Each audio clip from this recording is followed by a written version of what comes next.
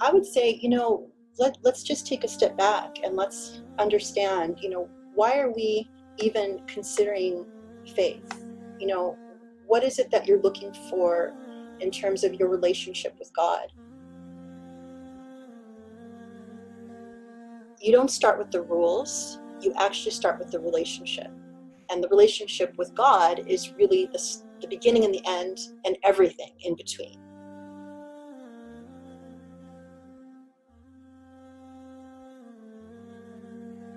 So the idea of love, the idea of justice, the idea of mercy, compassion, these are all the very beautiful principles that are part and parcel and foundational for Islam.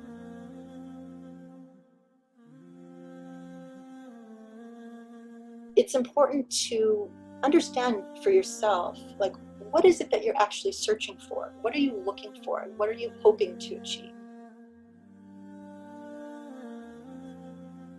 The point of being Muslim is not just to have a rule book to follow. Your interests, so if you are interested in Islam, if you feel like your heart is being pulled in that way, you should do everything possible to learn as much as you can, because you want to fill your heart and your mind. If this is in fact as beautiful as it says it is, why does everyone in the world hate Muslims, and why does Islam appear to be such a scary religion? Islam is about building a relationship with God and doing everything in your power to live a life of beauty and justice and goodness, mercy, compassion, living life as the best version of yourself.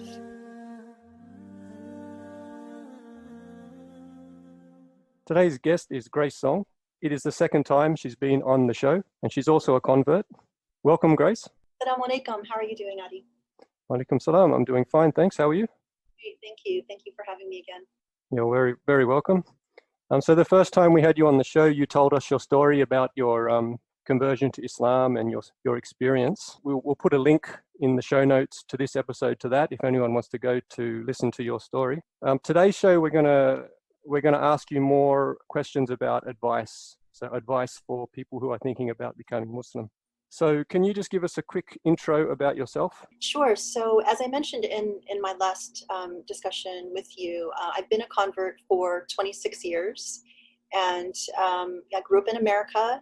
And so my experiences are really based on, growing up in an immigrant family. My parents came from Taiwan, and I had a pretty, privileged upper middle class upbringing. I went to college, I went to grad school, and I was about 27 when I converted to Islam. And so, to hear more of the details from before, definitely listen to that story.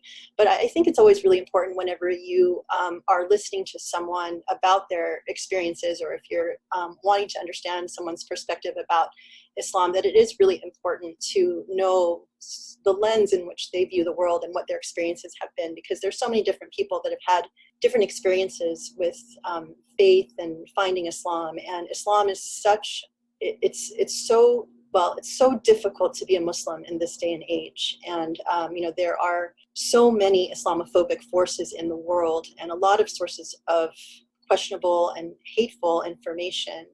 So just as a matter of precaution, it's always a good idea to know, whoever you're speaking to, what that person, where they're coming from and what their background is. So we will get into a easy question first, Grace.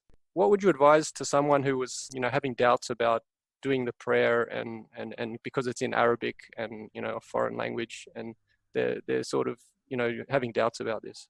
Let me take a step back, because I think that, it's a huge decision when you are deciding to convert to a religion. And, it's important to know, first of all, Islam is different than Christianity and Judaism, certainly, when it comes to becoming Muslim or choosing to become Muslim. So I think in Christianity, it's a much bigger deal to convert people. I mean, that's one of the goals. And that's not the case in Islam. So, it says very clearly in the Quran that not all people were intended to be Muslim, and not people will not all become Muslim. That's not the goal. So for Muslims, we are not in this to convert others, and that this is very much a choice. And I think it has to be an informed choice based on knowledge. Certainly, it takes a certain amount of work to learn enough, especially in this day and age, to overcome a lot of the negativity about Muslims and Islam. But it has to be something that really you feel strongly about and committed to, and that you're doing for the right reason. So, in the Quran, it's also very clear there's no compulsion in religion. So no one should certainly be forcing you into a decision before you're ready or before you are, completely convinced in your heart. So, that's one thing that I would want to tell people is, it's not like there is a rush, and it's not, while some Muslims might tell you that you should convert and, and sort of push you in that direction, this is the most important choice that you'll make in your life, and you should make it with a full heart and, with your own level of comfort on your time. And also, just to be fair, we, in the Quran, it's very clear that, there will be all kinds of people that make it to heaven. Who goes to heaven is not our business. It's really God's business. But it says very clearly that there will be Muslims and Christians and Jews and others in heaven. And, there's just a lot of this game where people are, like you hear a lot of people who are fighting over religion that, well, you can't go to heaven unless you accept Jesus Christ, or you can only be Muslim to make it to heaven. That is really, well, one, it's wrong and it's arrogant, because that's God's business and we can't speak for God. And we believe that God is completely, pure justice. So who are we to deny anyone the possibility of heaven? But, there's a lot to be said about this. I don't think even just heaven is the end goal. I mean, I think that a lot of the ultimate reason why, someone should want to be seeking faith and seeking God is to elevate oneself to a higher level of, purpose, peace, tranquility, understanding, and union with your maker in the most beautiful way possible. To answer your question about, if people are worried about converting because they're nervous about prayer, or they're nervous about fasting, or they're nervous about some ritual act, I would say, let's just take a step back and let's understand, why are we even considering faith? What is it that you're looking for in terms of your relationship with God? And, it's a very personal question. It's a very personal answer that only you can answer for yourself. For me, I was seeking meaning. I was seeking a sense of purpose, a sense of understanding what happens, to you after this life. What's the purpose of this life? What's my own, what's my own purpose? What am I supposed to be doing here? How do I make sense of everything and the world? And that was really what was driving my desire. And I felt actually a longing. I felt a longing for something more meaningful and something more substantive. And so that's what led me to my search for Islam. And I hope that, when somebody is opening their heart to faith and becoming Muslim, that those sort of really important fundamental emotions and feelings are satisfied before kind of taking the jump. Okay, and you mentioned about elevating yourself to a higher state of peace. Can you explain a little bit more about that? Sure. Like when you are seeking the divine, for lack of a better expression, I think that the ultimate goal, we in Islam, we say Islam means peace. But, when you think about what is the greatest thing that I think most people are searching for? And it's peace and it's tranquility, right? Because life is very difficult. It's very anxiety producing. It's a world full of challenges and problems, ups and downs. And if you're not anchored in something meaningful or an understanding of what all of this means, it can be a very fearful and anxious existence. And that's pretty much what I was experiencing before I became Muslim and before I even started my own faith search. And so the desire to find peace and tranquility, which, and there's a lot that's in that sort of basket, right? It comes with understanding who you are, feeling, comfortable in your own skin, knowing yourself. In our tradition, we have a tradition that says, if you want to know God, you begin by knowing yourself. There's a lot that sort of needs to come together for you to achieve a sense of not just peace in a moment, but lasting peace. So that all kind of has to happen before you reach what I would say spiritual elevation. I mean, elevation is kind of like, all of this is a process, right? So in the beginning, if you're looking for meaning, you're looking for God, you find that Islam is something that captivates you or intrigues you or is interesting to you, that you think leads to the truth. You grow as a person. And I think this whole point is kind of a journey of personal growth. And so as you learn more and as you grow closer to God and you build your relationship and you grow more comfortable with yourself and you allow God in, hopefully that entire journey and that entire process is leading you to a higher spiritual elevation. And what that means is just basically that you are coming closer to God. And hopefully the closer you come to God, the more peace you achieve. That whole process requires personal development, personal growth, personal cleansing and purity, and growing as a more beautiful divine person. Clearly, if the closer you come to the divine, I think the more divine you need to be. It's like anything else. It's like the more effort and the more you put in, more work you put in to growing towards God, the more that will pay back. And we also have an expression: if you take one step towards God, God will take 10 steps towards you. So hopefully, as you go on this journey, you will continue to grow and continue to elevate. And also, some people, when they go out to research about Islam, when they're searching for something, they'll start to think that, the religion is a little bit too strict. Can you give someone advice on that? Yeah, like I said, it's a process, and a lot of it depends on the perspective from which you're coming from. I mean, it depends on how you also see Islam. Unfortunately, that also depends on kind of who you run into along the way. But I think that the best thing that you can do for yourself as you are learning about Islam is to read as many books as you can, and not just pamphlets that you find, in the mosque, but real, go to the library and find, and don't just go on the internet because there's a lot of garbage on the internet, but, read some real books. And we can provide, some links to some books that I would highly recommend. If you are looking, a lot of people come to religion for a lot of different reasons. Sometimes people have had trauma in their lives. They feel, or maybe they had, no structure. Or they're looking for something that gives them a little bit more structure in their life. You can come at Islam and look at it like it's just a bunch of rules. There's a lot of people who will come to you and explain to you that Islam is about rituals and rules, and that how, it's black and white. There's certain things you can do, certain things you can't do. And that's a very oppressive approach to any religion, not just Islam, but, unfortunately, most people's understanding of Islam, even within the religion, is that it's a bunch of rules that you can't break, and, and it's very clear cut. This is not the approach this was the approach that I was introduced to shortly after I converted. It was a very conservative, Wahhabi, Saudi Arabia driven approach. To be fair, if you learn, there are a lot of political reasons why that particular conservative brand of Islam is pushed through a lot of the mosques today. It's not a beautiful Islam. It's not the Islam that I understand. It's not the Islam that I would advocate or that I would, tell people. In my work, we have a nonprofit where we teach people about the beautiful version of Islam. And what does that mean? You don't start with the rules. You actually start with the relationship. And the relationship with God is really the beginning and the end and everything in between.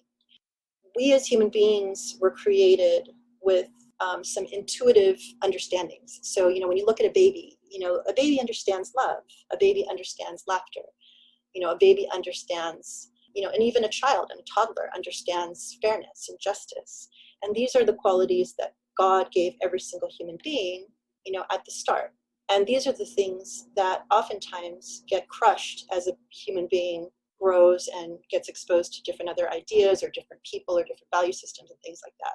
The beautiful Islam is kind of going back to that intuitive state of understanding beauty and justice and love and the divine, and sort of connecting, with divine at that level. And so what can be very beautiful as someone who is interested in Islam or converting, I mean, for me, when I was doing my search and I started to read about Islam, I really connected with a lot of those fundamental values and ideas and concepts because I recognized them. They were something that was very familiar to me.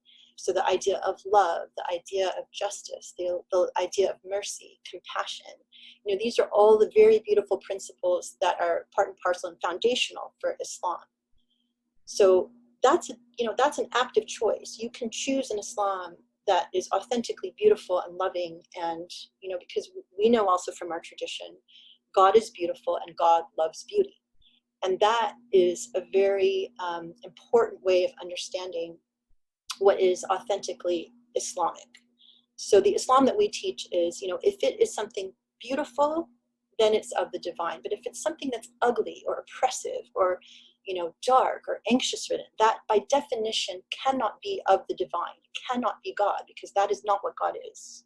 So, it's important to understand for yourself, like, what is it that you're actually searching for? What are you looking for? And what are you hoping to achieve? And, hopefully, I mean, there are a lot of people that follow the Islam that is, served up as a very strict, conservative, oppressive message.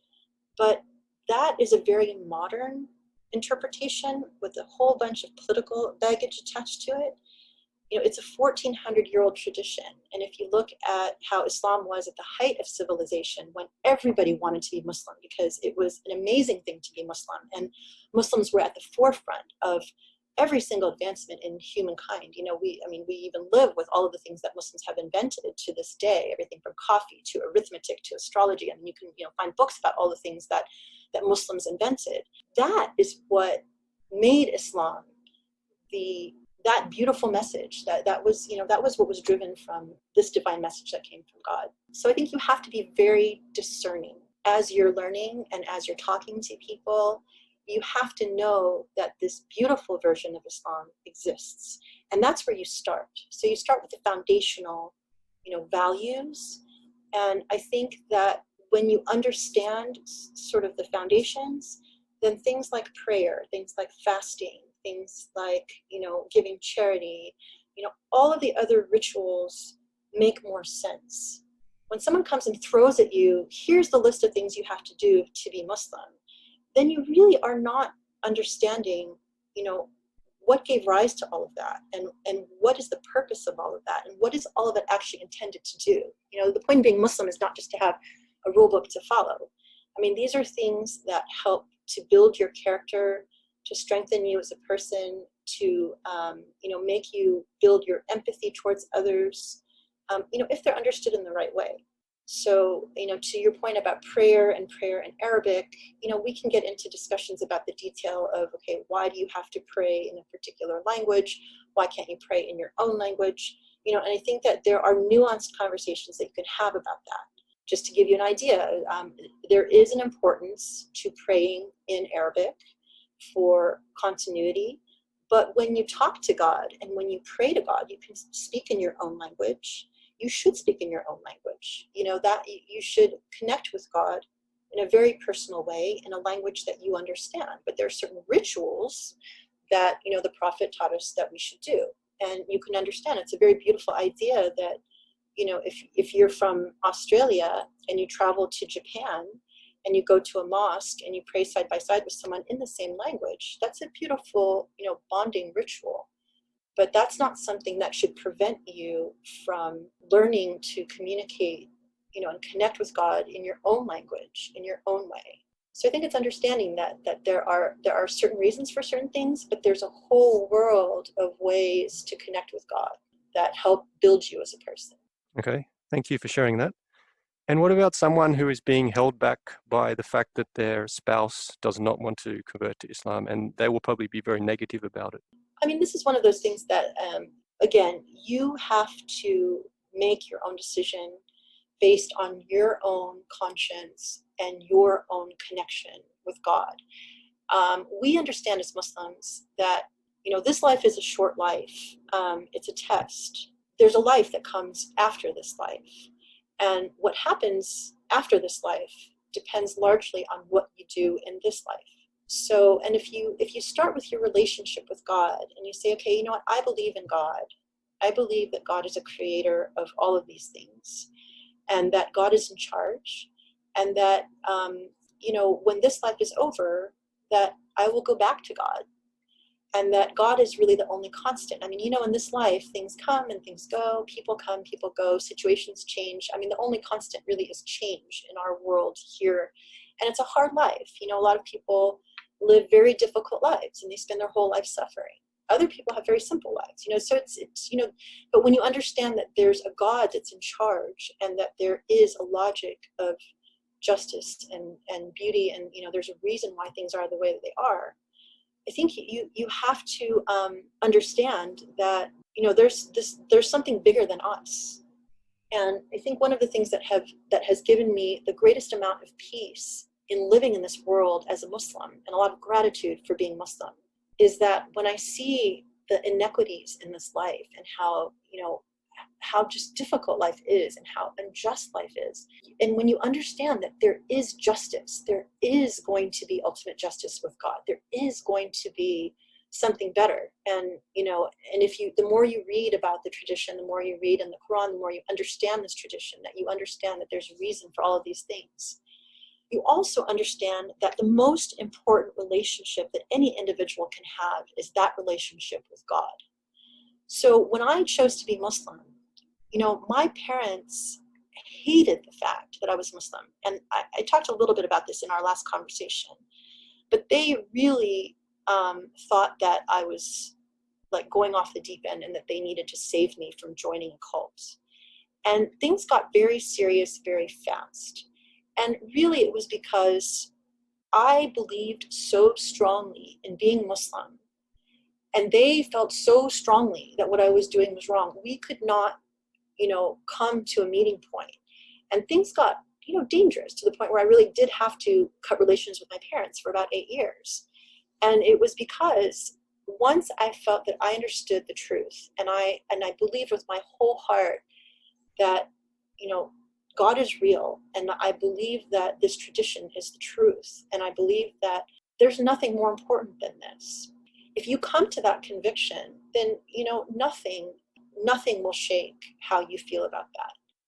And there are a lot of people who maybe they lose faith in, in the way that organized religion is practiced. I mean, there are a lot of Muslims certainly that are completely disgusted with the way Muslims themselves act, or the way life is in mosques, and there are a whole bunch of complicated reasons for that, but they still do not let go of their faith in God. I mean, that is something that, is undeniable.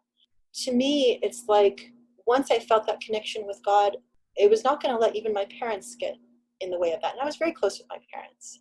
I think you just have to understand what your own personal priorities are.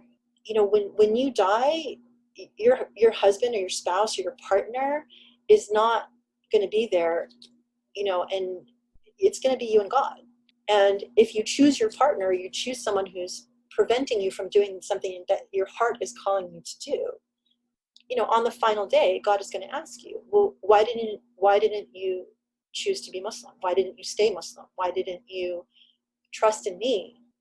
If you say, well, because I decided I wanted to put more of my trust in my spouse than in you, I wouldn't feel very good about that. I think that would be a really difficult thing to understand. So, I think you just have to start by understanding, like really looking inside yourself and asking yourself that question. Well, what do I really believe in? What am I really willing to commit to? And am I going to put, my parent or my spouse or my friend or my whoever before my relationship with God? And, only you can answer that question. I mean, no one else can answer for you. But to me, there's nothing more important than that relationship with God, because that's, that's sort of the anchor point. That's the defining point for everything that I understand in this world, to make it make sense and to make it beautiful. And also, things that cause doubts with people are, something like someone is doing a lot of things and they realize that they're going to have to give up these things, these habits or these addictions or so forth. And they say to themselves, well, I can't accept Islam now. I have to give up all my habits and I'll just wait till I do that. Can you give someone advice on that? Sure. I mean, It's funny. I have a friend who I met just, he's a convert, and I know he won't mind telling this story.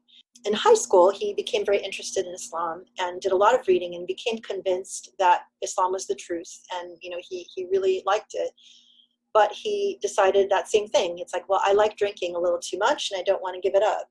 And so I'm just going to wait until I, either change my mind about it or, quit drinking. I mean, he was of the part that it's like, well, if I'm going to be Muslim, I'm going to do it right. And I don't want to convert until I have cleaned my act up and all of that and given up drinking.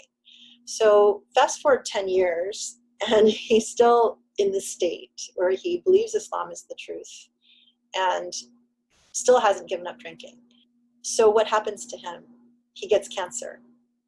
Young guy, he's in his 20s. So at that point, he understood it very clearly as a personal message from God. It's like, stop messing around. Your time is limited. What are you going to do? And so he converted because he recognized that, okay, this is not a joke, that this is serious. What I would say is, Islam is the religion of moderation. So, it's not one of these things that you should just jump and feel like you're going from one extreme to another. I think that it's important to actively seek out your interests. So if you are interested in Islam, if you feel like your heart is being pulled in that way, you should do everything possible to learn as much as you can, because you want to fill your heart and your mind with more information, more ammunition to strengthen you. At the same time, I feel like you should ask God to help you, because if you open your heart and you ask God for help, God is listening, and God, if your intentions are right, God will answer your prayer and God will help you. And I think it's a process. It's the more you learn, the more you have an intention towards change, the more you come closer to God, the more God will help you. I don't think that God expects people to make massive, stark, extreme changes. I think God wants people to make progress to the best of their ability, and that's different for each person. So if you're messing around and you're making up excuses, and when you are being diligent. And I think if it's something that you really want, that you should be diligent, and you should also ask God for help, and God will help you and God will make it easier. But you should do everything. You should do your part to learn as much as you can and try as hard as you can. These things take effort. Anything worth anything requires effort and hard work and intention. But nothing is impossible, and nothing can't be forgiven, and things can change. We as human beings have the capacity to change. We have the capacity to improve and grow, and God helps with that, because certainly in this life, when you come across challenges or difficulties and you overcome them, you notice that you actually become a stronger person. You learn more, and your worldview changes. And that's certainly the case with a journey towards becoming Muslim.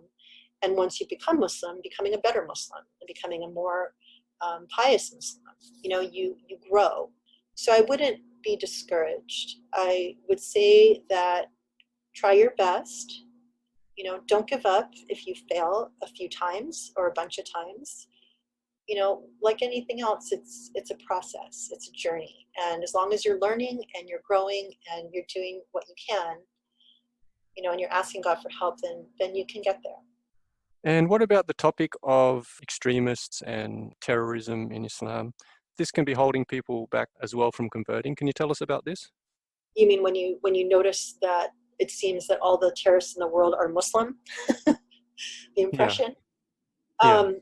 Well, I think if anyone does, a reasonable comparison of the media coverage of, let's say, white supremacists versus terrorists that are, coming from Muslim backgrounds, it's pretty clear that it's quite unequal. And first of all, I would just want to say that terrorism is terrorism, whether it is done in the name of Christianity or Judaism or Islam. or atheism or no religion or nationalism or whatever. I mean, terrorism is evil and ugly and not godly in any sense of the word. And, when someone tries to say, oh, I'm doing this because this is what Islam calls me to do, it's just a flat out lie. There's always more to it. And religion has, in all times been the best reason for terrorism and for acts of evil.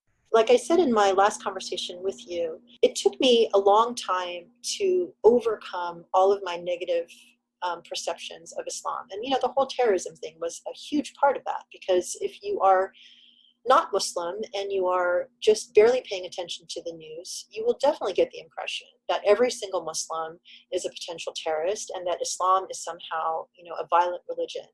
And that's a real obstacle that you have to overcome. There are a lot of reasons. I mean, if you do the search, if you learn, you'll see that that is not what Islam calls for. It's not, and there's nothing Islamic about it, and it's not what the theology calls for. But it does require some time and some investigation to overcome that. So, as I mentioned to you before, from the time I became interested in Islam until the time I actually converted was 2.5 years.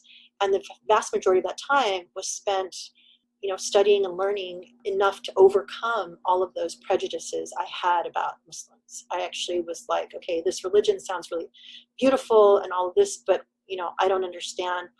If this is in fact as beautiful as it says it is, why does everyone in the world hate Muslims? And why does Islam appear to be such a scary religion?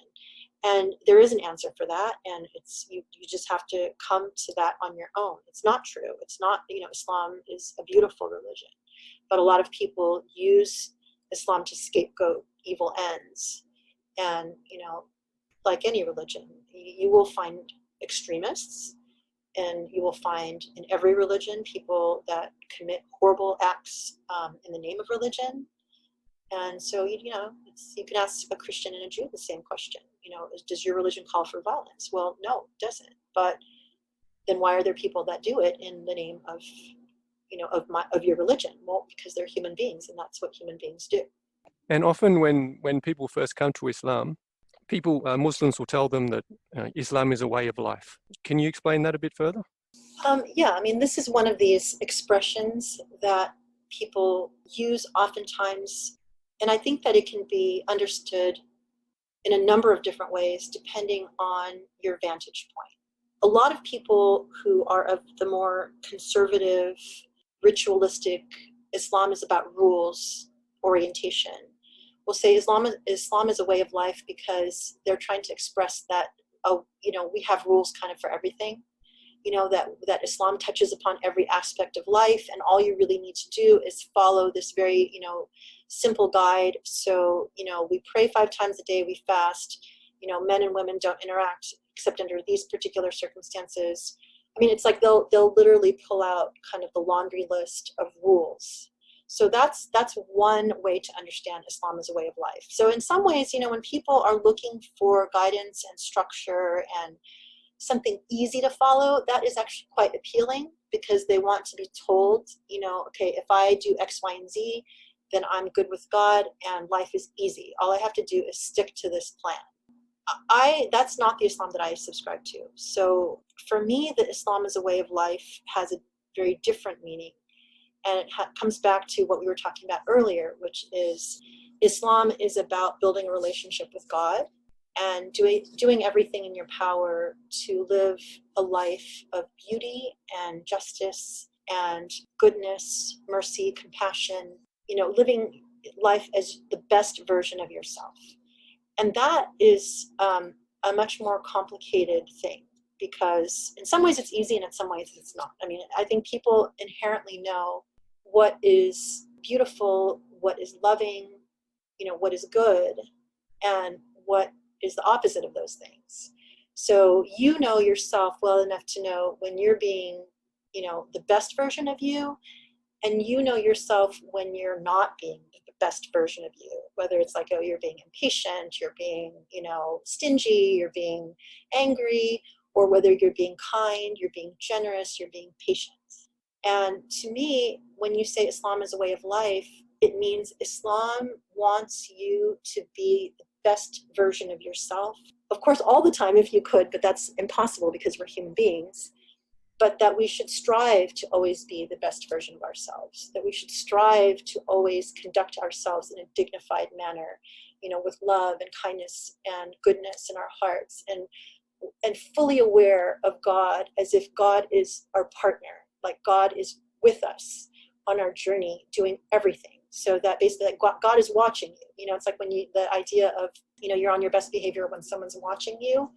If you can kind of embody that, but with the idea of God, like God is with you in everything that you do, and you always want to be the best version of you in whatever circumstance you're in, whether you're talking to your children, you're talking to your husband, you're interacting with your neighbor, you're at the grocery store, you're walking down the street, you're driving, you get in an accident, how you treat the person that you are talking to instead of just coming out and screaming at them and, how dare you, blah, blah, blah, being, like, are you okay? Oh my God, this was an accident, and being kind and generous.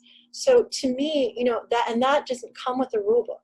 I mean, that just comes with knowing how can I be the best person that I can be?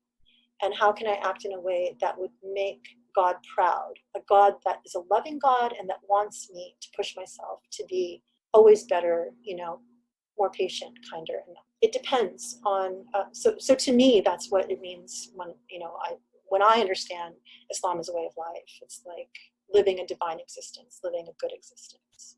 And with someone with a self-confidence problem, how will Islam fix this for them? So I had a huge self-confidence problem, and I think that when I started this journey, actually, I mean, it was more than just lack of self-confidence. It was feeling broken and feeling lost and feeling empty and feeling like I didn't know myself. I didn't know who I was, what I stood for, any of those things. So my life was much more about wanting to impress or wanting to make a good impression upon others, wanting to be liked by others, and not feeling like I could be a chameleon because I wanted to please others in terms of what they thought of me. But that left me oftentimes feeling very empty because I didn't really know, like, okay, well, what is the authentic me? I know who I am when I'm with this person because I know I want to act this way when I'm with that person. And then I'm more like that. I'm like something else when I'm with this other person because that other person values those things. And so I want to impress that person, and then it just was very difficult. The thing that I learned through my journey, in the 26 years being Muslim, goes to that very saying that I mentioned earlier, is if you want to know God, you begin by knowing yourself. And what that requires is honesty, and it requires transparency, it requires introspection, reflection, talking to God. And it starts with something very basic, which is just, okay, who am I? What am I good at? What are my strengths? What are my weaknesses? What am I not good at? What kind of a person I am? A lot of times people spend time journaling, and which is a very powerful tool. And I think also, when I started this journey, I had committed a lot of sins that I was not proud of. I had made a lot of mistakes in my life. And I was at a stage, and everyone does. Everyone does things that they are not proud of, that they would not want to talk about and not even really want to confront themselves with. And so part of my journey involved being really honest with myself about the things that I liked about myself and the things that I really didn't like about myself. And, and oftentimes, I mean, I think that, I was very fortunate that I, had people that I became close to who were able to help me with that process of, learning to be honest and learning to be transparent and trying to figure out who I was and, dealing with confronting things that I had done that I was not proud of and understanding, okay, why did I do that? And, it's actually a lot like, if you're familiar at all with Alcoholics Anonymous, they have an incredible program for alcoholics. And this is, of course, for people who have experienced extremes to the point where they're really, they're drinking so much that oftentimes they're trying to escape life and escape, reality and not confront themselves. And they have an incredible 12-step program, which I know people have heard, the 12 steps of AA, which is very similar to the Islamic approach. It's quite Islamic, in fact, where you are forced to, one, sort of give it over to a higher power, but you also have to go through these certain steps of confronting who you are and confronting yourself and the people that you've hurt and making amends. That is sort of like the closest model to what I went through myself, to come to terms with who I was as a person and what I needed to hold myself accountable to, and how I could make amends with people that I had hurt, and learning to live with myself in a very honest, transparent existence with God. And so that exercise, even if people who are not even alcoholic, can go through the 12 steps. It's extremely powerful for knowing who you are and what you're capable of, and and living a good life, a transparent, honest life.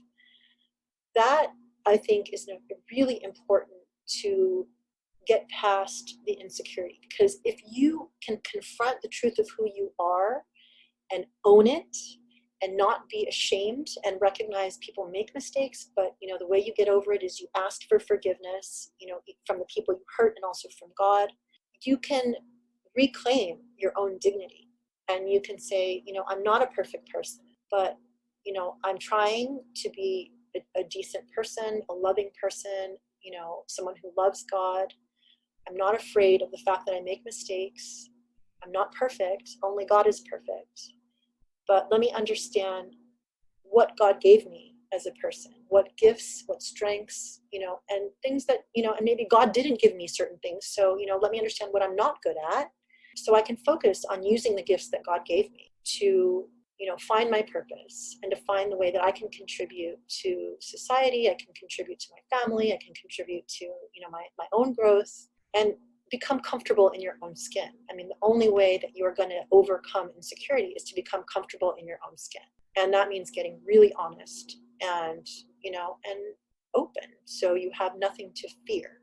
Because one of the things that I was the most afraid of, that made me feel insecure, is I was always trying to hide the things that I felt insecure about, and hide it even from myself. So I didn't want to confront, a whole bunch of scary things. But you learn that once you confront those things, they're not scary anymore. And then you can own them, and then you can actually feel comfortable in your own skin and start to make decisions about what kind of a person you want to be, what kind of a, person you want to grow into, how you want to interact with people you care about, what kinds of things you feel strongly that you want to stand up for in your life, what you want to, commit your life to.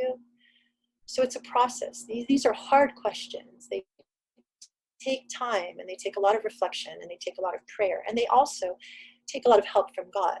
So I think the most important thing is that, like I said, it's a journey. Everybody on this journey has to, do the work, but be patient and be kind to yourself and others, but make progress, and do it with God as your partner, because with God, you can do anything. Okay, thanks for sharing that. And something that's attractive to people who are researching about Islam is that Islam is a very logical religion, and there doesn't seem to be many contradictions. Can you talk a little bit about that? Sure. I consider myself to be a very logical person. So that was one of the appeals for me. And I should say, because God gave us all an intellect, and God expects us to use an intellect, and things should adhere to a measure of logic. But there's more than logic too. There's logic is important because obviously we want things to make sense, and things should make sense. And God gave us the ability to reason, and in the Quran, countless times, God refers to people who reflect, people who reason, people who use their reason. This is what God expects of us. And I think that when things don't appear logical, because there's certainly a lot of garbage out there, as I said, about Islam, and there's a lot of hate material about Muslims, and anti-Islam propaganda.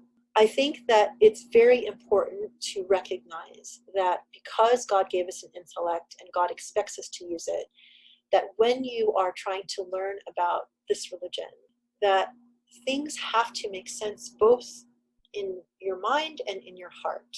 It should appeal to both of those things. If you come across something that just does not sit right with you, it just doesn't sound right, hold it aside, suspend judgment, do more work, do more research, ask more questions of learned people, not just anyone on the street, because the vast majority of people, are not scholars. I mean, there is a role for scholars. There's a reason why we revere scholars.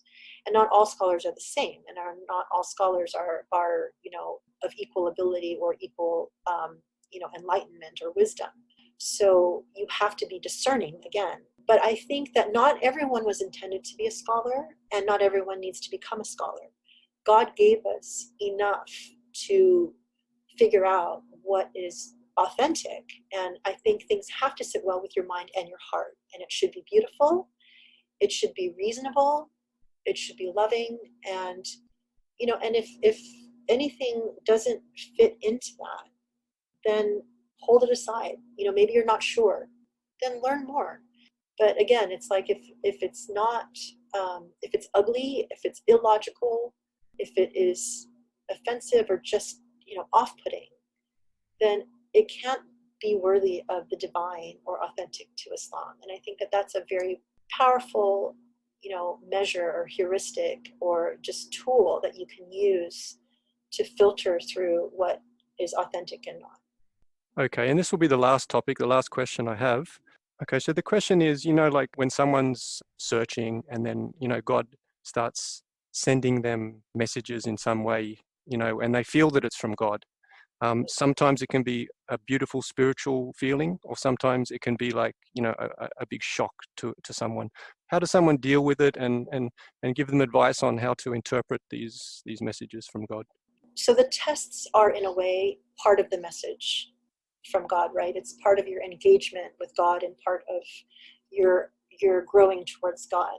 And I think that once you intend in your heart that you want to be Muslim, and that, or you're seeking God, and that intention is strong, I always tell people, start paying attention, because God will send you messages. And I don't mean like a burning bush or anything like that, but I mean that, things will happen that are very personal to you, that maybe no one, you might have 10 people in a room and they all see the same thing, but you're the one who understands the meaning of it, and this happens so many times to me and other people that I know, like where you're thinking about something is on your mind, or, just something happens, and then you see something and you're like, oh my God, like it felt like a message. And to me, I think there are no coincidences that those kinds of things happen where they are messages from God. It could be as simple as like, you're at a restaurant sitting down and you're talking to somebody and something's been on your mind about faith, and you look over and, someone is, has a bottle of, soda and it says faith on it, and you look at it, you notice, you're like, oh my God, faith, oh my God, that, like it means something to you. Those kinds of things. It could be something as small and innocent as that. Or it could be something, as meaningful as sort of the story that I told in our last conversation, which was like, I had an evening where I was crying and I was asking God for help. And then I had, a message imprinted in me that was like, keep going, you're on the right track, and that's, and in my experience, interestingly, talking to a lot of converts, it's that every single convert, because it is so hard to convert to Islam, especially in this day and age, I think virtually every convert I've ever come across has had their own experience like that, where they have had some kind of message that was directed at them, that was very personal, and that, gave them an answer or something that they were struggling with. So, I believe messages that come to you that you recognize are real, and that you should not, most people just go, oh no, I must be imagining it. Oh no, they second guess it away. And I think you shouldn't do that. I think, and then you shouldn't overly make something, like out of everything, like, oh, I really want a sign, so I'm looking for something to try and create into a sign. I think you'll just know, you'll recognize it, because it will feel divine to you. It'll feel a little bit, too divine to be coincidental. And I think that as long as you are, and it could be a negative sign too, it could be a warning, it could be something that, somebody dies, someone gets in an accident. I mean, I think every time someone passes away, or someone gets in a car accident, or someone, engages in some kind of dangerous behavior, that maybe, we'd never think twice about. I think it's a warning, and I think that you have to pay attention to that too. I mean, there's signs of God all around us, and just a question of whether you are open and whether you are reflecting. And even if it's not a sign that is specifically directed at you, there are so many learning examples, right? There are things in life that happen to other human beings, like this pandemic. How many people have died? That could be any one of us. I'm sure that none of the people that thought when this pandemic hit that they would be the ones that are dying, they're dead now. So I'm sure they never thought that. So we can never underestimate the importance of just being reflective human beings and noticing the world around us and learning from the things we see and applying them to our life. And I think that it's a really important part of developing your relationship with God is just to be aware and to learn from everything around you. And if you recognize, a message or a sign or something that has particular meaning to you, then pay attention to it and reflect on it. See what you can learn from it. Okay, Grace, we're going to have to wrap it up now. So thank you for all your advice and your beautiful brand of Islam. Thank you so much. I really appreciate you taking the time to talk. It's great. Yeah, you're welcome. And hopefully you can come back again for another episode. Oh, absolutely. Anytime. My pleasure. Okay, Grace. May the peace of God be upon you and also to all our listeners. And you as well. Thank you so much. May God bless you. May God guide and help all of those who are searching for something beautiful and something better. Inshallah. God willing.